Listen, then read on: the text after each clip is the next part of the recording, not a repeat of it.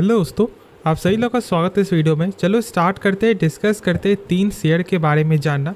पहला यहाँ पर है NHPC लिमिटेड। देखो यहाँ पे 2.25% से ज़्यादा का यहाँ पे गिरावट जो दिखाई दे रहा है। ठीक है, अब देखो क्या ये हम लोग जो गिरावट को देख करके शेयर को बेचना स्टार्ट करें।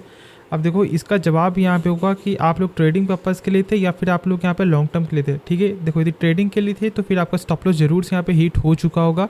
यदि आप लोग यहाँ पे लॉन्ग टर्म के लिए थे तो आपका पैसा ऐसा हो सकता है कि कुछ टाइम के लिए फंस जाए, लेकिन डूबने का जो चांस होता है वो बहुत ही कम है, क्योंकि वो कंपनी ख़राब नहीं है। ठीक है, अभी यहाँ पे ये नहीं हो रहा कि पूरा मतलब मार्केट भाग रहा है और ये कंपनी सिर्फ गिर रही है, नहीं।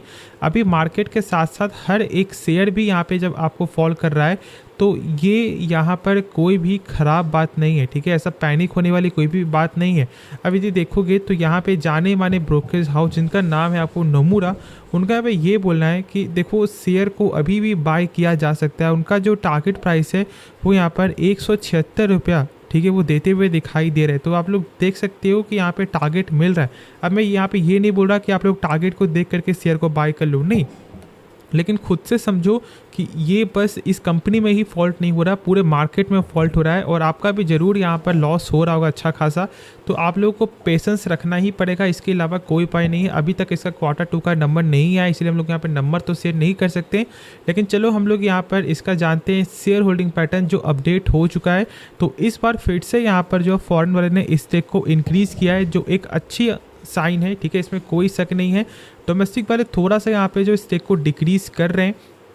अब देखो यहाँ पे हम लोग एक चीज़ को समझ सकते हैं कि फॉरेन वाले लगातार बाई कर रहे हैं। ठीक है, तो कुछ तो बात है ना, तो पैनिक होने लिए कोई ऐसा बात नहीं है। ठीक है, तो आप लोग जरूर से यहाँ पे होल्ड बनाकर चलो। कंपनी का बिजनेस और मतलब कंपनी दोनों ही स्ट्रांग है।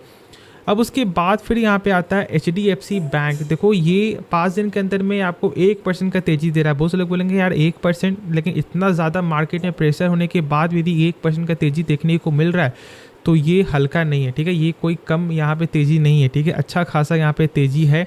और मैं बता दूं कि देखो HDFC बैंक को लेकर के कभी तो शक करना ही नहीं था। जो शुरू से बहुत से लोग यहाँ पे पीछे शक कर रहे थे कि नहीं अब ये शेयर नीचे गिरेगा, पोटेंशियल इस बैंक में है। और जब अच्छे नंबर जब मार्केट को पसंद आते हैं तो यहाँ पे यही बेनिफिट होता है कि मार्केट गिर रहा है उसके बाद भी ये अपने लेवल पे बरकरार है। ठीक है, और देखोगे ना तो बहुत सारे एक्सपर्ट का यहाँ पे ये भी बोलना है कि 2500 तक का जो लेवल है वो यहाँ पे अचीव होते हुए दिखाई दे सकता है। आप लोग यहाँ पे देख सकते हो। ठीक है, तो ये लेवल आपको अचीव तब होगा जब एक यहाँ पे लेवल जो है वो यहाँ पे हिट होते हुए दिखाई देगा। मैं आपके साथ यहाँ पे शेयर कर देता हूँ, लेकिन उससे पहले देखोगे तो ये जो है वो यहाँ पर दे रहे हैं CLS से। ठीक है, देख सकते हो कि यहाँ पे उनका ये बोलना है कि यदि जो 1730 के ऊपर यदि सस्टेन करता है तो 2500 प्लस का टारगेट देखने को मिल सकता है। और यदि यहाँ पे लेवल देखोगे तो ये 1745 के ऊपर ये सस्टेन कर रहा है। तो हर तरह से यहाँ पे आपको एक पॉजिटिव साइन ही है।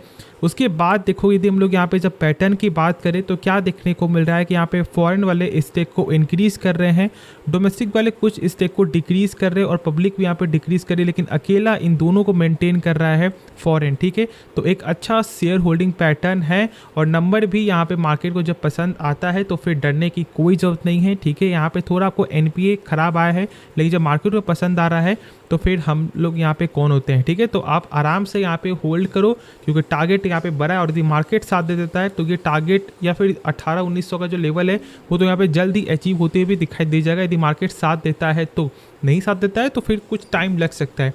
उसके बाद फिर यहाँ पर है इरेदा। यहाँ पर आपको 4% का फॉल करते हुए ये शेयर देखने को मिला है। लगातार कमजोरी है, हम लोग को मालूम है जो इसका नंबर आया वो भी यहाँ पे सही आया। ठीक है, नेट प्रॉफिट भी 285 करोड़ से बढ़ करके ही नंबर आया। NPA भी साल के हिसाब से आपको कम है, लेकिन क्वार्टर देखो तो ये थोड़ा बड़ा है, लेकिन कोई दिक्कत नहीं, साल के हिसाब से अच्छा खासा यहाँ पे कम देखने को मिल रहा है। तो हर कुछ तो यहाँ पे सही है। उसके बाद भी ये यहाँ पे फॉल कर रहा है, क्यों?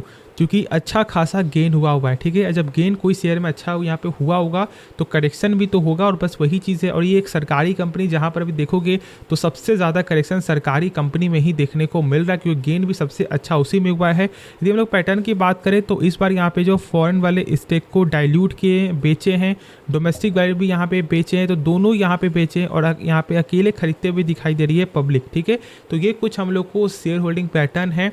अब यदि हम लोग यहाँ पे टारगेट की बात करें तो देखो यहाँ पे टारगेट उनका ये बोलना है कि 190, तो उनका ये बोलना था कि 190 तक यहाँ पे शेयर आते हुए दिखाई दे सकता है। लेकिन अब उनका ये भी बोलना है कि देखो यहाँ पे 220 का एक है ब्रेकआउट लेवल, ठीक है।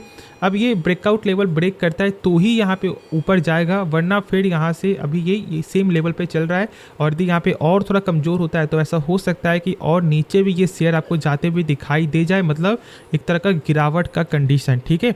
तो आपको थोड़ा टाइम देना पड़ेगा, इसके अलावा कोई उपाय नहीं है।